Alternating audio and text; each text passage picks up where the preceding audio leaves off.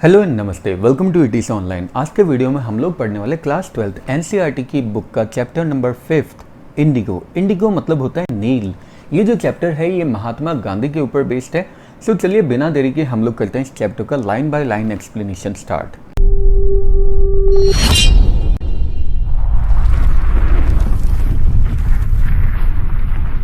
Chapter start करने से पहले हम लोग उसके ऑथर के बारे में पढ़ लेते हैं। ऑथर का नाम है लुइस फिशर, जिनका जन्म हुआ था 1896 में और डेथ हुई थी 1970 में। ये फिलाडेल्फिया में बॉर्न हुए थे, मतलब इनका जन्म हुआ था फिलाडेल्फिया में। और इन्होंने ब्रिटिश आर्मी में एक वॉलंटियर के रूप में भी अपनी सेवाएं दी थी 1918 से 1920 के बीच में। फिशर ने एक करियर अपना स्टार्ट किया था, अपना करियर बनाया था एक जर्नलिस्ट के रूप में, और उन्होंने द न्यूयॉर्क टाइम्स में सैटरडे रिव्यू के लिए भी ये लिखा करते थे और यूरोपियन और एशियन पब्लिकेशंस के लिए भी लिखा करते थे। साथ ही साथ ये प्रिंसटन यूनिवर्सिटी में फैकल्टी के मेंबर भी रहे हुए हैं।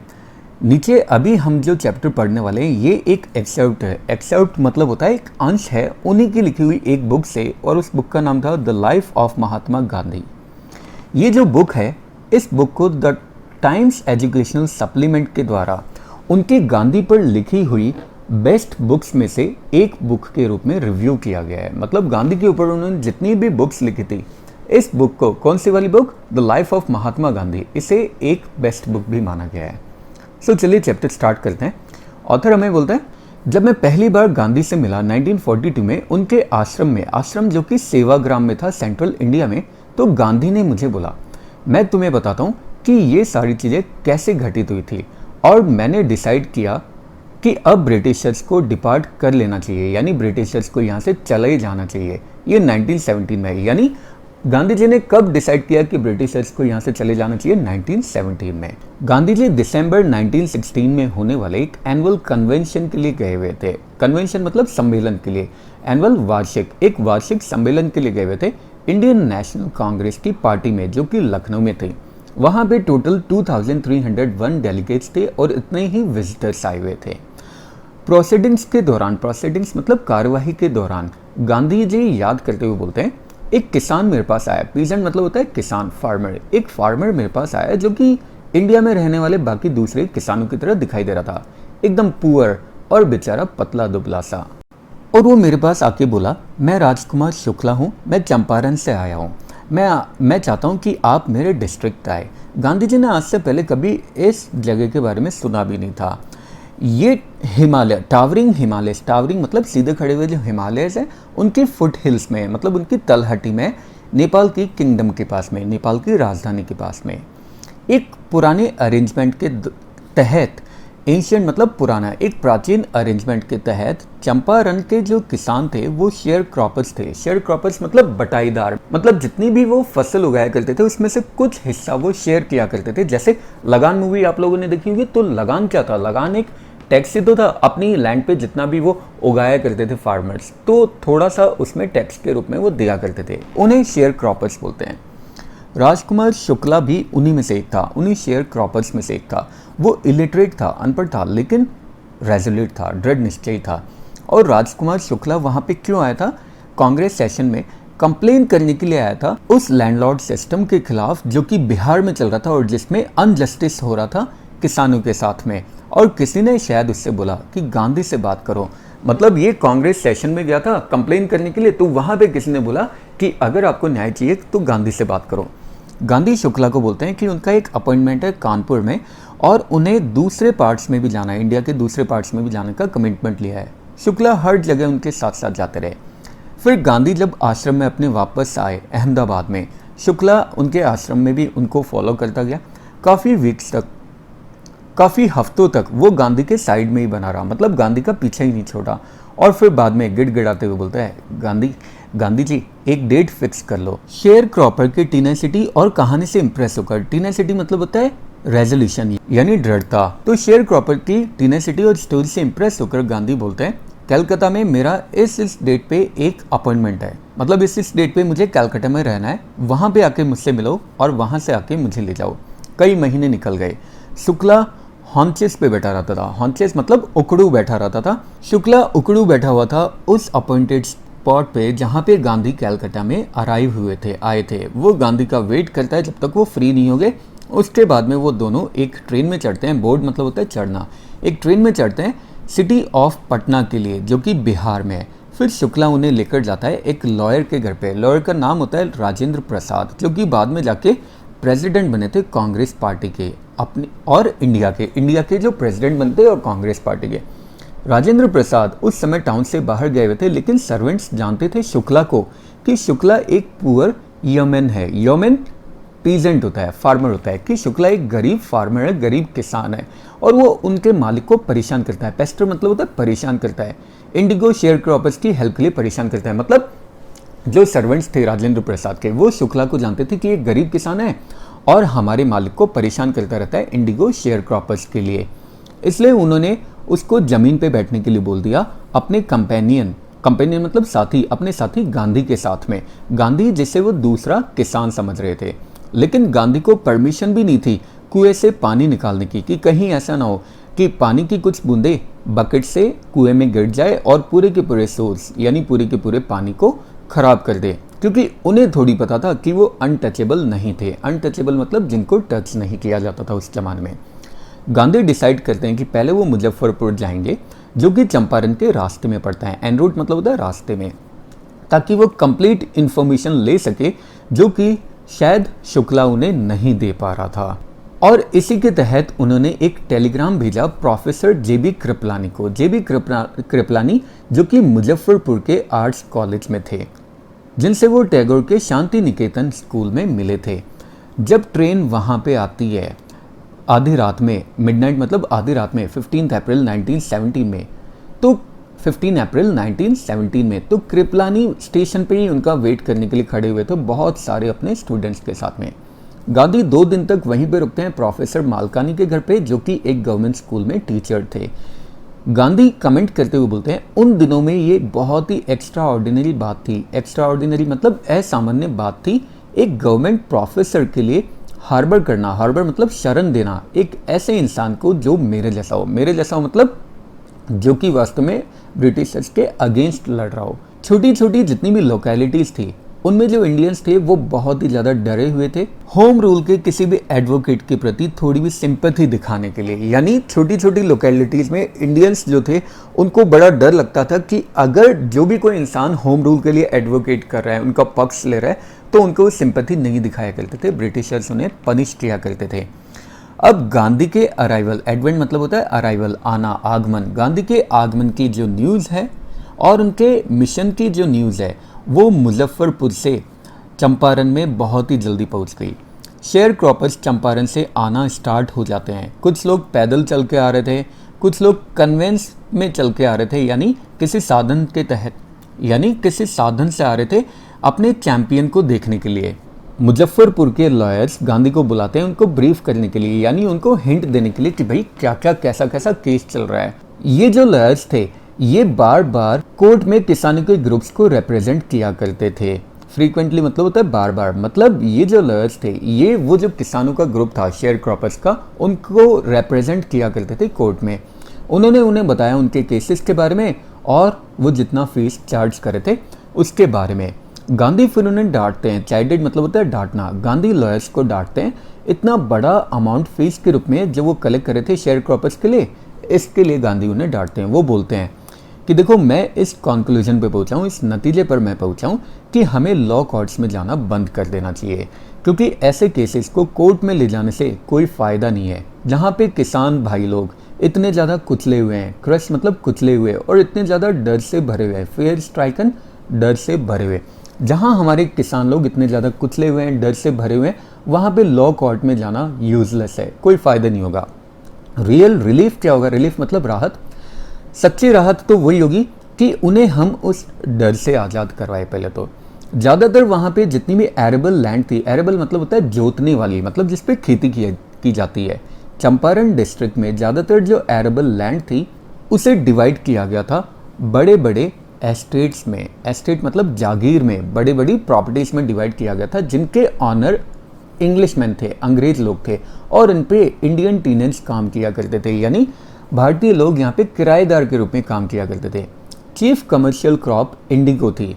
लैंडलॉर्ड कंपेल करते थे, कंपेल मतलब मजबूर, लैंडलॉर्ड सारे किराएदारों को मजबूर करते थे कि वो 3/20 यानी 3/20 भाग या फिर 15% अपनी होल्डिंग इंडिगो के रूप में उगाए और उसको पूरे के पूरे सरेंडर कर दे एक रेंट के रूप में। रेंट मतलब किराए के रूप में। मतलब वो क्या डिमांड किया करते थे कि जैसे ये इतनी बड़ी लैंड है, तो इतनी बड़ी लैंड में 320 जो एरिया है यहाँ पे पूरी में इंडिगो की खेती की जाएगी, या 15% एरिया में इंडिगो की खेती की जाएगी और इसे पूरा का पूरा एक रेंट के रूप में दे दिया जाएगा। किसको? अंग्रेज लोगों को। और ये रेंट कौन देगा? ये इंडियन टेनेंट्स देंगे। ऐसा काफी लंबे समय से चलते हुए एक कॉन्ट्रैक्ट के तहत किया जा रहा था। अभी जो लैंडलॉर्ड्स हैं उन्हें ये पता चला, लैंडलॉर्ड्स मतलब जो जमींदार थे, उन्हें ये पता चला कि जर्मनी ने सिंथेटिक इंडिगो डेवलप कर लिया। सिंथेटिक मतलब आर्टिफिशियल इंडिगो, इंडिगो मतलब नील, आर्टिफिशियल नील उन्होंने डेवलप कर ली। और अब उन्हें पता चल गया कि जब जर्मनी ने सिंथेटिक इंडिगो डेवलप कर ली है तो फिर नेचुरल इंडिगो की डिमांड बहुत ही कम हो जाएगी। इसलिए वो एक अग्रीमेंट पे पहुंचते हैं और अग्रीमेंट शेयर क्रॉपर्स से उन्होंने ये किया कि वो उन्हें कॉम्पेंसेशन दे दे, मतलब शेयर क्रॉपर्स उन्हें कुछ पैसा दे दे एक साथ, जिससे कि वो 15% वाले अरेंजमेंट से रिलीज हो जाएंगे। मतलब जितने भी शेयर क्रॉपर्स थे वो इस 15% में भी कोई भी खेती कर सकते हैं, लेकिन उसके लिए एक लमसम अमाउंट दे देंगे, एक साथ एक अमाउंट दे देंगे, ताकि फिर उसके बाद में वो अपनी लैंड पे अपने हिसाब से कोई भी खेती कर सकते हैं। ये जो शेयर क्रॉपिंग अरेंजमेंट था ये बहुत ही तकलीफ देने वाला था। इर्कसम मतलब होता है बहुत ही तकलीफ देने वाला किसानों के लिए, और इसीलिए बहुत सारे लोगों ने साइन भी कर दिया विलिंगली, मतलब अपनी इच्छा से। लेकिन जिन लोगों ने रेजिस्ट किया, जिन लोगों ने विरोध किया, उन लोगों को लॉयर्स करने पड़े। अब लैंडलॉर्ड भी कम थोड़ी थे, उन्होंने ठग हायर कर लिए।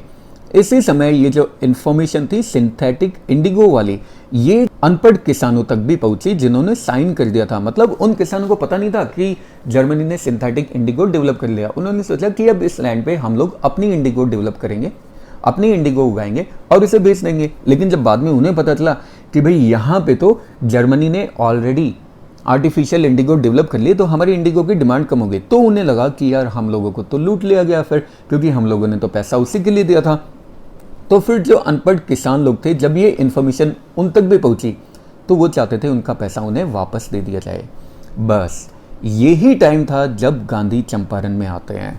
उन्होंने सबसे पहले तो जितने भी फैक्ट थे, जितने भी तथ्य थे, उनको लेने की ट्राई किया, उनको लेने की कोशिश की। सबसे पहले वो ब्रिटिश लैंडलॉर्ड एसोसिएशन के सेक्रेटरी के पास में जाते हैं।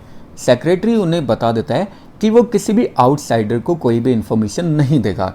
गांधी बोलते हैं मैं कोई आउटसाइडर नहीं हूँ, मतलब मैं कोई बाहर का इंसान नहीं हूँ, बाहर का आदमी नहीं हूँ। उसके बाद गांधी को चंपारण डिस्ट्रिक्ट में पड़ने वाला जो तिरहुत डिवीज़न था, तिरहुत प्रांत था, उसका ब्रिटिश ऑफिशियल गांधी को बुलाता है। गांधी रिपोर्ट करते हैं कि जो कमिश्नर था वो मुझे बुली करने लग गया। बुली मतलब होता है डराना धमकाना। वो कमिश्नर मुझे डराने धमकाने लग गया और उसने मुझे एडवाइस दी कि मैं तुरंत तिरहुत से चला जाऊं। फॉरवर्ड मतलब होता है तुरंत प्रभाव से, कि तुरंत प्रभाव से मैं तिरहुत से चला जाऊं। लेकिन गांधी तो नहीं गए। इन सबके बावजूद, इंस्टेड मतलब होता है बावजूद, वो मोतीहारी चले गए। मोतीहारी जो कि चंपारण की कैपिटल है। कुछ लॉयर्स भी उनके साथ में वहाँ पे चले गए। रेलवे स्टेशन पे बहुत सारे लोगों ने, मल्टीट्यूड मतलब होता है बहुत बड़ी भीड़ ने गांधी का स्वागत किया। वो एक घर में गए और उसी घर को उन्होंने हेडक्वार्टर्स की तरह यूज़ किया। अपनी इन्वेस्टिगेशन वहीं से उन्होंने कंटिन्यू करना स्टार्ट किया, मतलब कंटिन्यू करते रहे अपनी इन्वेस्टिगेशन। उसके बाद एक रिपोर्ट आई कि एक किसान है, उसके साथ पास वाले गांव में बुरा बर्ताव किया गया है। माल्ट्रेटेड मतलब होता है बुरा बर्ताव किया गया है, मिसबिहेव किया गया है। ये न्यूज़ आती है गांधी के पास में। गांधी डिसाइड करते हैं कि वो खुद जाएंगे और खुद जाके देखेंगे कि उसके साथ क्या बर्ताव किया गया है। नेक्स्ट मॉर्निंग वो जाने के लिए स्टार्ट करते हैं एक हाथी की पीठ पे बैठकर। अभी वो थोड़ी दूर आगे गए भी नहीं थे कि पुलिस सुपरिंटेंडेंट का एक मैसेंजर आता है। मैसेंजर मतलब दूत, संदेशवाहक पुलिस सुपरिंटेंडेंट का आता है और वो गांधी को आकर रोक लेता है और उन्हें ऑर्डर देता है कि वो टाउन से तुरंत चले जाए अपनी गाड़ी में वापस। कैरेज मतलब गाड़ी, अपनी गाड़ी में तुरंत वापस चले जाए। गांधी इस बात को स्वीकार कर लेते हैं। कंप्लाइंट मतलब होता है स्वीकार करना। वो इस बात की पालन कर लेते हैं, इस बात को वो मान लेते हैं। मैसेंजर गांधी को खुद घर पे लेकर जाता है, जहाँ पे वो उन्हें एक ऑफिशियल नोटिस सुनाता है चंपारण तुरंत छोड़ने के लिए। गांधी एक रिसिप्ट पे साइन कर देते हैं, नोटिस के रिसिप्ट पे, और उस पर लिख देते हैं कि वो इस ऑर्डर को डिसओबे करते हैं, यानी इस ऑर्डर की पालना नहीं करते हैं। इसके परिणाम स्वरूप, कॉन्सिक्वेंस मतलब परिणाम स्वरूप, गांधी को एक समन मिलता है अगले दिन कोर्ट में अपीयर होने का। समन मतलब होता है कहीं पे पेश होने का आदेश। पूरी रात गांधी जागते रहते हैं और वो राजेंद्र प्रसाद को टेलीग्राफ करते हैं बिहार से वापस आने के लिए अपने कुछ प्रभावशाली दोस्तों के साथ। इन्फ्लुएंशियल मतलब होता है प्रभावशाली, मतलब गांधी टेलीग्राफ कर देते हैं राजेंद्र प्रसाद को कि कुछ प्रभावशाली लॉयर्स के साथ में बिहार आ जाओ। और वो इंस्ट्रक्शन भी भेज देते हैं अपने आश्रम में, और वाइस रॉय को एक पूरी की पूरी रिपोर्ट भी भेज देते हैं कि भाई ऐसा ऐसा हो रहा है। अगली जो मॉर्निंग होती है उसमें मोतीहारी पूरा को पूरा काला दिखाई देता है किसान से, यानी बहुत सारे किसान वहाँ पे आ चुके थे, उनकी भीड़ जमा हो गई थी। वो लोग गांधी को नहीं जानते थे, गांधी का साउथ अफ्रीका में रिकॉर्ड नहीं जानते थे, लेकिन बस उन्होंने तो सिर्फ इतना सुना था कि कोई एक महात्मा है जो उनकी हेल्प करना चाहते हैं और उनको किसी तरह की परेशानी हो गई है अथॉरिटीज़ के द्वारा, यानी जो अधिकारी लोग हैं वो उनको परेशान कर रहे हैं। स्पॉन्टेनियस मतलब होता है अचानक, डेमोन्स्ट्रेशन प्रदर्शन। अचानक कितना बड़ा जो प्रदर्शन था हजारों की जनसंख्या में, वो भी कोर्ट हाउस के बाहर, ये एक शुरुआत थी ब्रिटिश लोगों के डर से आज़ादी की। लिबरेशन मतलब होता है आज़ादी, मतलब इतने सारे लोग पहली बार इकट्ठा हुए थे वो भी कोर्ट हाउस के बाहर। तो ये एक डेमोन्स्ट्रेशन था, एक प्रदर्शन था कि अब ब्रिटिश लोगों से डर नहीं लगता है। ऑफिशियल्स जितने भी थे, जितने भी अधिकारी लोग थे, वो सारे अपने आप को पावरलेस फील करते हैं गांधी के कोऑपरेशन के बिना, यानी उन्हें लगा कि अगर गांधी को कोई भी गलत सलत फैसला सुना दिया तो आज तो हम लोग गए काम से। गांधी उन्हें हेल्प करते हैं क्राउड को रेगुलेट करने में, भीड़ को नियंत्रित करने में उनकी हेल्प करते हैं। वो एकदम पोलाइट और फ्रेंडली भी थे और वो कॉन्क्रीट प्रूफ देते हैं। कॉन्क्रीट प्रूफ का मतलब होता है ठोस सबूत देते हैं कि उनकी ताकत, माइट मतलब ताकत, हिथरटू मतलब होता है अभी तक, उनकी ताकत जिसको अभी तक डरा के रखा गया था, जिसको अनक्वेश्चन करके रखा गया था, मतलब सवाल करने की उन्हें परमिशन नहीं थी, आज के बाद इंडियंस उसको चैलेंज करेंगे। मतलब गांधी उनको इस बात का ये सबूत दे देते हैं कि ये इतनी सामने जो भीड़ तुम्हें दिखाई दे रही है, ये भीड़ इस बात का सबूत है कि तुम लोगों की ताकत, जिस ताकत के बलबूते पे तुम लोगों ने डरा रखा था, कोई सवाल नहीं कर सकते थे, आज के बाद इंडियंस उसे चैलेंज करेंगे। मतलब कोई भी इंडियन आज के बाद तुम लोगों से डरेगा नहीं। गवर्नमेंट पूरी तरह से बौखला जाती है। बैफल मतलब होता है बौखला जाना। प्रोसिक्यूटर मतलब सरकारी वकील होता है। जो सरकारी वकील होता है वो जज से रिक्वेस्ट करता है पोस्टपोन करने की। ट्रायल मतलब पेशी, मतलब पेशी को पोस्टपोन करने की वो रिक्वेस्ट करता है। अपरेंटली मतलब होता है एकदम क्लियरली, स्पष्ट रूप से। क्लियरली जो अथॉरिटीज़ थी वो अपने सुपीरियर से कंसल्ट करना चाहती थी, क्योंकि उन्हें लग रहा था कि भाई गांधी के खिलाफ अगर कोई भी गलत सलत फैसला सुना दिया तो उनका तो आज कुछ भी नहीं हो सकता। गांधी प्रोटेस्ट करते हैं डिले के खिलाफ, यानी वो बोलते हैं कि नहीं, जो कुछ करना है, जो कुछ फैसला देना है वो आज ही दे दो। वो एक स्टेटमेंट पढ़ते हैं जिसमें वो अपने आप को गिल्टी मान रहे थे। गिल्टी मतलब अपने आप को दोषी मान रहे थे। वो बोलते हैं कि कॉन्फ्लिक्ट ऑफ ड्यूटीज में वो इन्वॉल्व थे। इन्वॉल्व मतलब शामिल, कॉन्फ्लिक्ट मतलब होता है विरोध करना, कि वो ड्यूटीज के विरोध करने में वो इन्वॉल्व थे, लेकिन एक तरफ वो बैड एग्जाम्पल सेट नहीं करना चाहते लॉ ब्रेकर का, यानी कानून तोड़ने वाले का एग्जाम्पल, उदाहरण पेश नहीं करना चाहते। दूसरी तरफ वो ह्यूमैनिटेरियन, ह्यूमैनिटेरियन मतलब होता है परोपकारी, परोपकारी और नेशनल सर्विस का उदाहरण पेश करना चाहते हैं, जिसके लिए वो वहाँ पे आए थे। इसलिए वो वहाँ से जाने का जो ऑर्डर था उसको तो डिसरिगार्ड कर देते हैं, मतलब उसको तो खारिज कर देते हैं। ऐसा नहीं है कि वो लॉफुल अथॉरिटी के लिए रिस्पेक्ट शो कर रहे थे, बल्कि वो तो पालना कर रहे थे। ऑबिडियंस मतलब होता है पालन करना, उस हायर लॉ की, उस सबसे ऊंचे कानून की जो हमारे खुद के अंदर होता है, हमारी अंतरात्मा की आवाज़। कंसाइंस मतलब होता है अंतरात्मा। इसलिए वो बोलते हैं कि जितनी भी पेनल्टी मेरे ऊपर ड्यू है उस पेनल्टी के बारे में तुम मुझे बता दो, मतलब कि मैं पेनल्टी तो दूंगा ही तुम्हें क्योंकि मैंने लॉ ब्रेक किया है। मजिस्ट्रेट अनाउंस करते हैं कि 2 घंटे के रिसेस के बाद में, रिसेस मतलब ब्रेक, 2 घंटे के ब्रेक के बाद में वो सेंटेंस सुनाएंगे, अपना फैसला सुनाएंगे, और गांधी को एक बेल देने के लिए बोल देते हैं 120 मिनट की, मतलब 120 मिनट की बेल का पैसा देने के लिए बोलते हैं। इस पे गांधी मना कर देते हैं और जज उन्हें बिना बेल के ही रिलीज कर देते हैं, क्योंकि जज को भी तो पता था कि भाई सामने कितने सारे लोगों की भीड़ है। जब कोर्ट वापस से स्थगित होता है, रिकन्वेंट मतलब वापस से शुरू होना, तो जज बोलते हैं कि वो कुछ दिनों तक जजमेंट नहीं दे पाएंगे, और इसी समय गांधी को अलाउ कर दिया गया था कि वो आज़ादी से जहाँ चाहे वहाँ रह सकते हैं, मतलब वो कहीं भी रह सकते हैं, मोतीहारी, चंपारण, कहीं भी रह सकते हैं। राजेंद्र प्रसाद, ब्रज किशोर बाबू, मौलाना मजहर उल हक और कुछ दूसरे प्रोमिनेंट लॉयर्स थे जो कि बिहार से आ चुके थे। वो गांधी से कन्फर करते हैं, कन्फर मतलब होता है कंसल्टेशन करना, सलाह मशवरा करते हैं कि अगर गांधी को जेल भेज दिया गया तो वो लोग क्या करेंगे। गांधी पूछते हैं कि अगर मुझे जेल में डाल दिया गया तो तुम लोग क्या करोगे। क्यों, जो सीनियर लॉयर होता है वो बोलता है कि भाई हम तो आपको यहाँ पे एडवाइस करने के लिए आए थे, आपकी हेल्प करने के लिए आए थे, अगर आप जेल चले जाओगे तो फिर यहाँ पे एडवाइस करने के लिए कोई नहीं होगा, तो फिर हम लोग अपने अपने घर पे चले जाएंगे। तो क्या ये शेयर क्रॉपर्स के साथ में इनजस्टिस नहीं होगा। इनजस्टिस मतलब अन्याय नहीं होगा, गांधी डिमांड करते हैं। लॉयर्स फिर एक कंसल्टेशन पे पूछते हैं, मतलब एक सलाह मशवरा पे पूछते हैं। राजेंद्र प्रसाद उन सबके कंसल्टेशन का एक अपशॉट देते हैं। अपशॉट मतलब होता है रिजल्ट सुनाते हैं कि हम सब लोगों ने मिलकर ये कंसल्ट किया है। वो लोग सोचते हैं अपने आप में ही, उन लोगों ने विचार विमर्श किया था कि गांधी तो टोटली एक स्ट्रेंजर है, स्ट्रेंजर मतलब अजनबी है, फिर भी वो जेल जाने के लिए भी तैयार है किसानों की खातिर।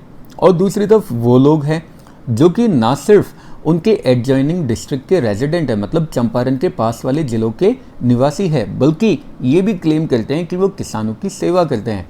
वो लोग घर चले जाएंगे तो ये तो बहुत ही ज़्यादा शर्मनाक होगा, निंदनीय होगा। इसलिए वो गांधी के पास जाते हैं और गांधी को बताते हैं कि वो भी जेल में उनके साथ में जाएंगे, मतलब अगर गांधी को जेल होती है तो सब लोग एक साथ ही जेल जाएंगे। चंपारण की ये लड़ाई यहीं पे जीत ली गई थी। गांधी एक्सक्लेम करते हुए यानी खुश होकर बोलते हैं कि बस तुम लोगों ने इतना बोल दिया, हम लोगों ने चंपारण की लड़ाई जीत ली। उसके बाद वो एक पीस ऑफ पेपर लेते हैं और अलग अलग ग्रुप्स को डिवाइड कर देते हैं पेयर्स में, और उसमें ऑर्डर लिख देते हैं जिसमें हर एक ग्रुप को कोर्ट अरेस्ट होना था। मतलब जेल भरो आंदोलन की शुरुआत यहीं से हुई थी। कुछ दिनों बाद में गांधी को एक रिटन कम्युनिकेशन आता है मजिस्ट्रेट से, जिसमें ये इन्फॉर्म किया गया था कि जो लेफ्टिनेंट गवर्नर है उस प्रोविंस का, प्रोविंस मतलब प्रांत का जो लेफ्टिनेंट गवर्नर है, उसने ऑर्डर दिया है कि इस केस को यहीं पे ड्रॉप कर दिया जाए। सिविल डिसओबीडियंस, जिसे हम लोग सविनय अवज्ञा भी बोलते हैं, इसकी जीत हो चुकी थी। पहली बार मॉडर्न इंडिया में सविनय अवज्ञा आंदोलन की जीत हो चुकी थी। सविनय अवज्ञा मतलब कि हम लोगों ने विनय के साथ में, यानी एकदम रिक्वेस्टिंग मोड में किसी के ऑर्डर को हम लोगों ने डिनाई किया है, किसी तरह का खून खराबा करके नहीं। गांधी और जो दूसरे लॉयर्स थे ये अब अपनी कार्यवाही शुरू करते हैं। फार फ्लंज इंक्वायरी, फार फ्लंज का मतलब होता है दूर दराज की इंक्वायरी वो लोग स्टार्ट करते हैं, और फार्मर्स के जितने भी आरोप थे उनके बारे में वो इंक्वायरी स्टार्ट करते हैं। डिपोजिशन मतलब होता है बयान, लगभग 10,000 किसानों के बयान लिखे जाते हैं, उनके सबूतों पे नोट्स बनाए जाते हैं। एविडेंस मतलब होता है सबूत, यानी 10,000 किसानों के बयान लिए जाते हैं और उनके सबूतों के नोट्स बनाए जाते हैं। डॉक्यूमेंट्स कलेक्ट किए जाते हैं। पूरा का पूरा जो एरिया था ये इन्वेस्टिगेटर्स की इस एक्टिविटी से कपा जाता है। थ्रॉब मतलब होता है कांपने लग जाता है, और लैंडलॉर्ड के जबरदस्त विरोध से कांपने लग जाता है। प्रोटेस्ट मतलब होता है विरोध, वेबेंड मतलब होता है जबरदस्त, यानी पूरा का पूरा एरिया इन्वेस्टिगेटर्स की एक्टिविटी से और लैंडलॉर्ड के प्रोटेस्ट यानी उनके विरोध से कपा जाता है। जून में गांधी को बुलाया जाता है सर एडवर्ड गेट के द्वारा, जो कि लेफ्टिनेंट गवर्नर थे। वहाँ पे जाने से पहले वो लीडिंग एसोसिएट से मिलते हैं और पूरा का पूरा डिटेल्ड प्लान बता देते हैं सिविल डिसओबीडियंस का, कि अगर वो वापस नहीं आए तो, यानी अगर उन्हें जेल हो गई तो हमें आगे क्या कार्रवाई करनी है, ये पूरा का पूरा प्लान बता देते हैं। गांधी के 4 छोटे छोटे इंटरव्यूज़ हुए थे। प्रोटेक्टेड मतलब होता है छोटे छोटे इंटरव्यूज़ होते हैं, मतलब पूछताछ होती है लेफ्टिनेंट गवर्नर के साथ में, जो कि बाद में एक ऑफिशियल कमीशन ऑफ इंक्वायरी को अपॉइंट करते हैं। यानी एक ऑफिशियल कमीशन ऑफ इंक्वायरी जो कि अब ऑफिशियली इंक्वायरी करने वाला था, उसका अपॉइंटमेंट करते हैं इंडिगो शेयर क्रॉपर्स के मामले में। इस कमीशन में लैंडलॉर्ड्स थे, गवर्नमेंट ऑफिशियल थे और गांधी थे, जो कि अकेले रिप्रेजेंटेटिव थे। सोल मतलब अकेले रिप्रेजेंटेटिव थे किसानों के, यानी किसानों की तरफ से सिर्फ गांधी थे, बाकी इसमें लैंडलॉर्ड थे और सरकारी अधिकारी लोग भी थे। गांधी चंपारण में रहते हैं लगभग 7 महीने, अनइंटरप्टेड पीरियड मतलब जिसको इंटरप्ट नहीं किया गया, यानी लगातार वो 7 महीने तक गांधी चंपारण में बने रहते हैं। उसके बाद में कभी कभी छोटी छोटी विजिट्स पे भी जाया करते थे, यानी छोटी छोटी यात्राओं पे भी जाया करते थे। वो विजिट जो कि एक अनपढ़ किसान की विनती पे उन्होंने की थी। एंट्रिटी मतलब होता है रिक्वेस्ट, यानी वो विजिट, वो यात्रा जो कि उन्होंने एक अनपढ़ किसान की रिक्वेस्ट पे की थी, इस एक्सपेक्टेशन के साथ, इस उम्मीद के साथ कि कुछ दिनों में मैं इस यात्रा को कंप्लीट कर लूँगा। लगभग गांधी की लाइफ का 1 साल इसने ले लिया, मतलब 1 साल लग गया चंपारण के एपिसोड में। ये जो ऑफिशियल इंक्वायरी है, इसने एक बहुत ही बड़ा पहाड़ इकट्ठा कर लिया था सबूतों का, जो कि बड़े बड़े प्लांटर्स के अगेंस्ट में थे। मतलब इस ऑफिशियल इंक्वायरी से एक बहुत बड़ा सबूतों का ढेर इकट्ठा हो गया जो प्लांटर्स के अगेंस्ट में थे, खिलाफ में थे। और जब इनको देखा गया तो इस बात पे अग्री किया गया कि किसानों को वापस उनका रिफंड मिलना चाहिए, यानी किसानों को उनका पैसा वापस मिलना चाहिए। लेकिन कितना पैसा हम लोग दे, वो लोग पूछते हैं गांधी से। ठीक है, उनके खिलाफ सबूत तो मिल गए थे, लेकिन वो गांधी से पूछते हैं अब हमें कितना पैसा देना चाहिए। उन लोगों ने सोचा कि गांधी डिमांड करेंगे कि पूरा का पूरा पैसा वापस दो, जबकि उन्होंने इलीगली और धोखे से, डिसेटफुली मतलब धोखे से, एक्सटॉर्ट मतलब होता है हथिया लेना, धोखे से हथिया लिया था। वो लोग सोचते हैं गांधी बोलेंगे पूरा का पूरा पैसा दो जो तुम लोगों ने धोखे से और इलीगली हथिया लिया था शेयर क्रॉपर से। लेकिन गांधी तो सिर्फ 50% के लिए बोलते हैं। अब ये देखकर उनकी हिम्मत और ज्यादा बढ़ गई और यहाँ पे गांधी एकदम एडमेंट दिखाई दे रहे थे, यानी एकदम दृढ़ निश्चयी दिखाई दे रहे थे। ऐसा लिखते हैं रेवरेंड जेजी हॉज, जो कि एक ब्रिटिश मिशनरी थे चंपारण में, जिन्होंने इस पूरे एपिसोड को बड़े करीब से देखा था। तो वो क्या लिखते हैं कि गांधी ने सिर्फ 50% की डिमांड की। अब प्लांटर्स ने ये सोचा कि गांधी शायद इस बात पे अग्री नहीं करेंगे, इसलिए प्लांटर्स के जो रिप्रेजेंटेटिव थे बड़े बड़े प्लांटर्स के, उन्होंने ऑफर किया कि हम सिर्फ 25% ही अमाउंट आपको रिफंड करेंगे। सबसे आश्चर्यजनक बात, मिस्टर गांधी ने उनकी बात रख ली और इस तरीके से डेडलॉक टूट गया। डेडलॉक मतलब होता है गतिरोध, ये टूट गया। ये जो सेटलमेंट था इसे पूरे कमीशन के द्वारा यूनिनिमसली एक्सेप्ट किया गया। यूनिनिमसली मतलब एक साथ, एक मत से इसे एक्सेप्ट किया गया। गांधी एक्सप्लेन करते हैं कि रिफंड का जो अमाउंट था वो हमारे लिए इम्पॉर्टेंट नहीं था, लेकिन फैक्ट ये था कि जो लैंडलॉर्ड्स थे वो मजबूर हो चुके थे। ऑब्लाइग मतलब होता है मजबूर होना, अपने पैसे का कुछ पार्ट शेयर करने के लिए, सरेंडर करने के लिए, और पैसे के साथ साथ अपनी प्रेस्टीज, अपनी इज्जत का भी कुछ पार्ट शेयर करने के लिए, क्योंकि उन्हें लगता था कि हम लोग तो सबसे बड़े हैं, एक बार पैसा ले लिया तो हम लोग वापस नहीं देंगे। इसलिए जहाँ तक किसानों की बात है, प्लांटर्स ने उनके साथ बहुत बुरी तरीके से बिहेव किया, अपने आप को भगवान से भी ऊपर रखा, कानून से भी ऊपर रखा। लेकिन अब जब किसानों को ये पता चल गया कि उनके पास अधिकार भी है और उन अधिकारों को डिफेंड करने वाले लोग भी है, तो उनको करेज समझ में आ गया, उन लोगों में हिम्मत आ गई, साहस आ गया। ये जो इवेंट्स थे, ये जो घटनाएं थी, ये गांधी की पोजीशन को जस्टिफाई करती है। अगले आने वाले कुछ सालों में ब्रिटिश प्लांटर्स, यानी जो ब्रिटिश जमींदार थे, वो अपनी जागीर छोड़कर चले गए। अबेंडन मतलब होता है छोड़कर जाना, छोड़कर चले गए, जो कि वापस किसानों के पास आ गई और इंडिगो शेयर क्रॉपिंग पूरी तरह से गायब हो गई, पूरी तरह से डिसअपियर हो गई। गांधी कभी भी बड़े पॉलिटिकल और इकोनॉमिक सॉल्यूशन से कंटेंट नहीं होते थे, यानी संतुष्ट नहीं होते थे। इनफैक्ट उन्होंने तो चंपारण के गांव में कल्चरल और सोशल बैकवर्डनेस को देखा। बैकवर्डनेस मतलब पिछड़ेपन को देखा, और वो चाहते थे कि इसके बारे में तुरंत ही कुछ किया जाए। वो सारे के सारे टीचर्स से मिलकर अपील करते हैं। टीचर्स से क्या अपील करते हैं? टीचर्स जो कि थे महादेव देसाई, नरहरि पारेख, जो कि दो यंग मैन थे जिन्होंने गांधी को उनके डिसाइपल के रूप में ज्वाइन किया था। डिसाइपल मतलब स्टूडेंट, मतलब वो उनके शिष्य थे गांधी के।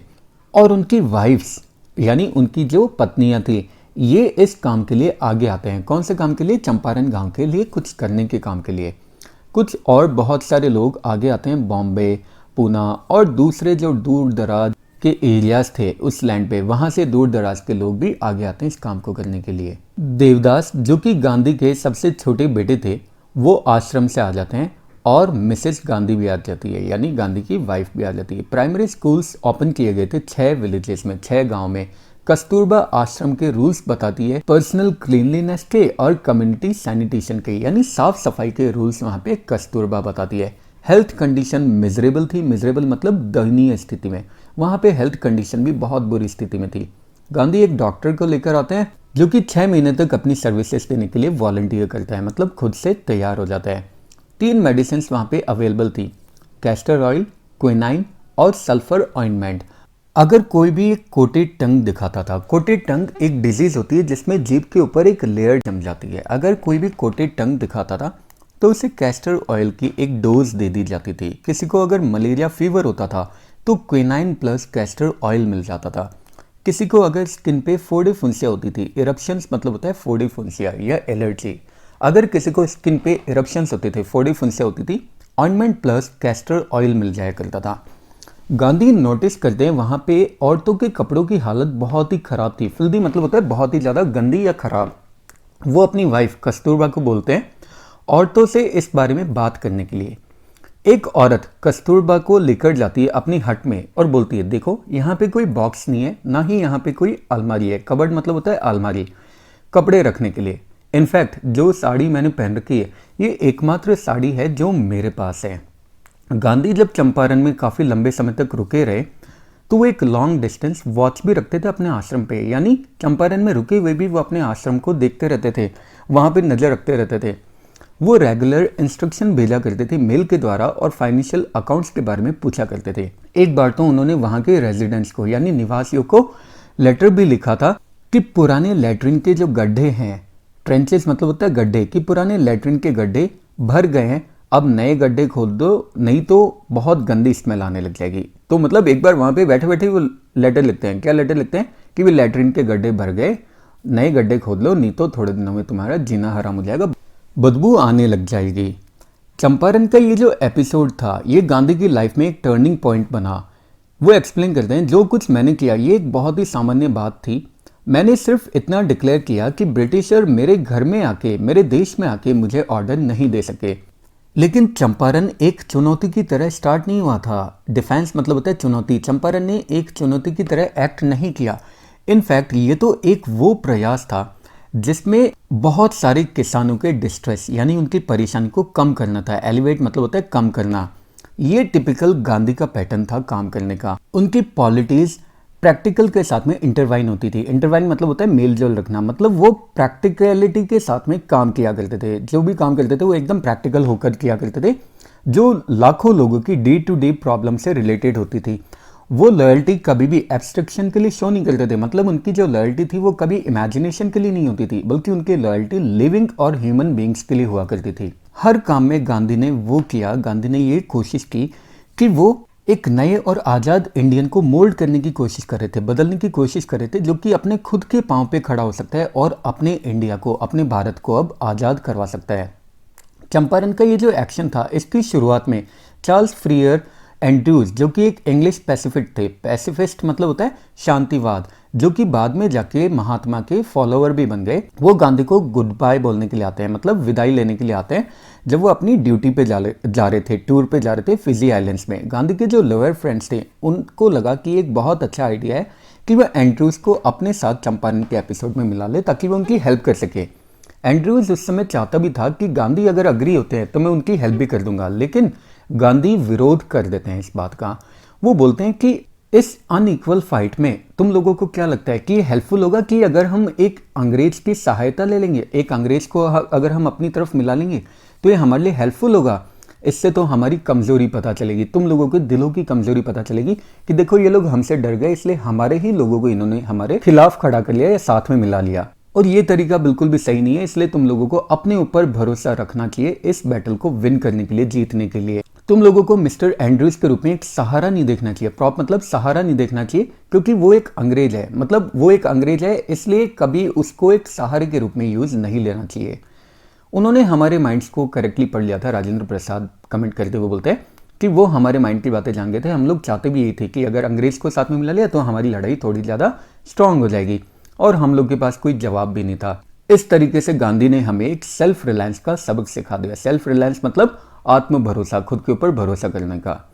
सेल्फ रिलायंस, इंडियन इंडिपेंडेंस और शेयर क्रॉपर की हेल्प्स, ये सारी की सारी चीजें एक दूसरे से जुड़ी हुई थी, बंधी हुई थी। मतलब अपने ऊपर भरोसा करना, भारत की आज़ादी और शेयर क्रॉपर्स की हेल्प करना, ये सारी की सारी चीज़ें एक दूसरे से इंटर रिलेटेड थी। और इसी के साथ ही चैप्टर यहीं पे एंड हो गया। आई होप आप लोगों को चैप्टर का लाइन बाय लाइन एक्सप्लेनेशन अच्छा लगा होगा, साथ ही साथ पूरा समझ में भी आ गया होगा। चैप्टर की PDF along with the question answer summary आप लोगों को हमारे एटीसी ऑनलाइन टेलीग्राम चैनल पे मिल जाएगी, वहां से ले सकते हैं। इसी तरह की और मजेदार वीडियो के लिए बने रहिए एटीसी ऑनलाइन के साथ। नेक्स्ट वीडियो तक के लिए have a good day, take care, bye bye, जय हिंद, जय भारत, राधे राधे।